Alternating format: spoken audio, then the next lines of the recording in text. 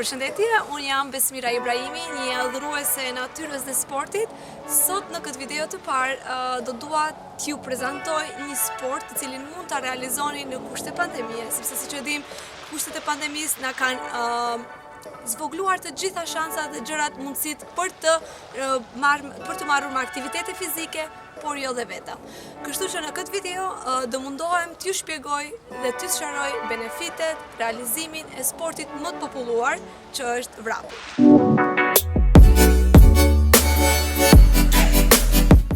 Para se të vrapojmë, duhet të bëjmë disa ushtrime, ose një vrap të lehtë pothuajse si ecje. 5 deri në 10 minuta do të mjaftonin që ju të zgjoni muskujt dhe të përgatitni trupin për vrap.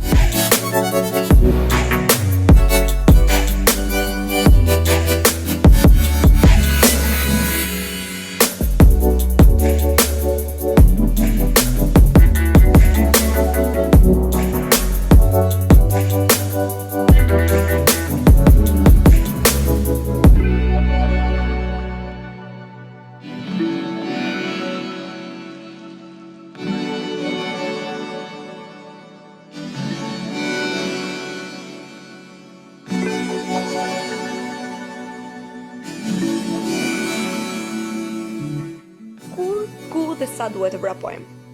Vrapi i mëngjesit dhe i mbrëmjes janë më të rekomandueshme. Në mëngjes, vrapi ju ndihmon në djegjen e yndyrnave dhe njëkohësisht ta filloni ditën me pozitivitet. Kurse vrapi i mbrëmjes ju ndihmon të shkarkoni të gjithë energjinë negative të akumuluar gjatë ditës.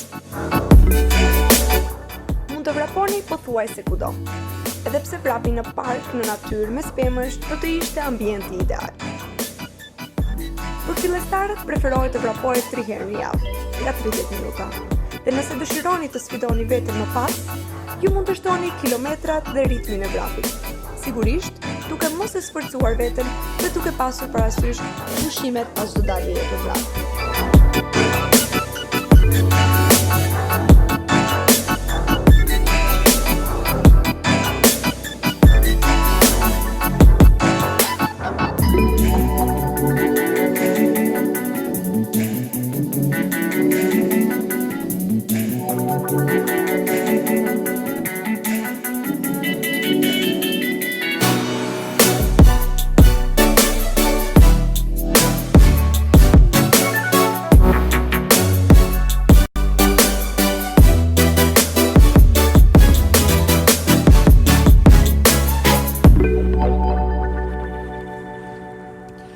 Përpos nxemjes, si element që duhet ditur para se të vrapojmë, ka edhe disa pika të tjera që duhet ditur.